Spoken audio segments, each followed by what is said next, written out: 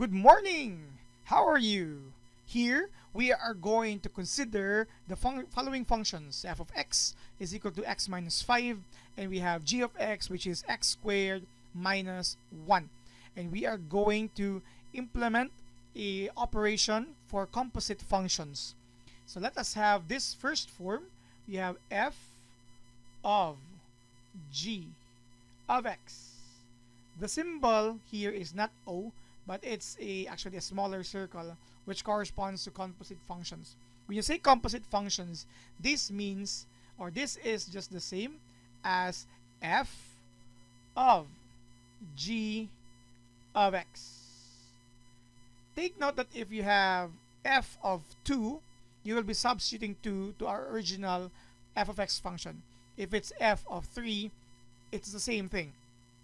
If it's f of, let's say, 2x plus 1, you will substitute 2x plus 1 to the x on our function of x.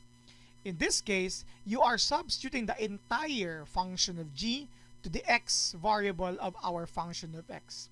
Our function of x is x minus 5. Again, it's x minus 5.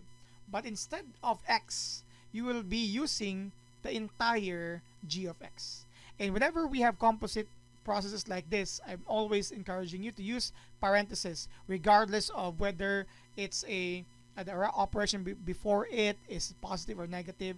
Always consider parentheses so that you could also determine if there are exponents later or signs before, etc., etc. So again, instead of x minus 5, it will become the quantity of x squared minus 1, then minus 5. This means that we have this expression here. Once we look into the sign before our grouping symbol, which is positive, so we can just simply remove the parentheses with ease. You have minus 1, then you have minus 5. Take note that if the operation before it's negative, there's something that should be done. So in short, the result for the composite function f of g of x is a simplified form of this, which will give us a result of x squared minus 6. Now, let us consider another form.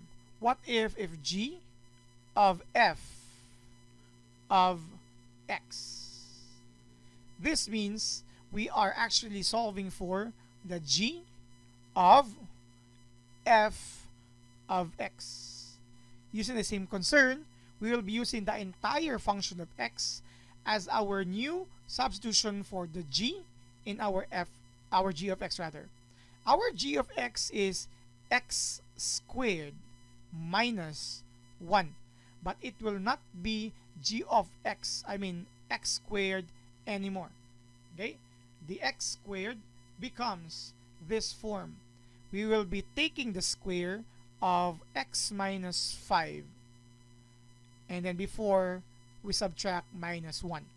This was the form of g of x, x squared minus 1, but the x is now the entire function of f of x. So let us try to solve first. Let me use this area here for the square of x minus 5. It is known to be, the square is actually the product of 2x minus 5 multiplied with each other. So let's use the FOIL method in this case. X times x, x squared. Negative 5 times x is negative 5x. X times negative 5, another negative 5x. You have minus 10x. So let me just move this here to have enough spaces for further computation. So you have negative 5 times negative 5. I'm also going to move this here. So pardon with me for more spaces available. Okay. Moving it here. And then we have, again, negative 5 times negative 5 is plus 25. Then you still have minus 1. So the final form of g of f of x is x squared minus 10x. Then with this, you have plus 24.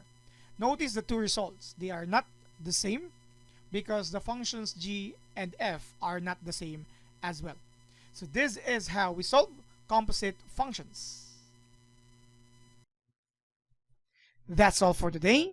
You're dismissed. And please do not forget to subscribe now.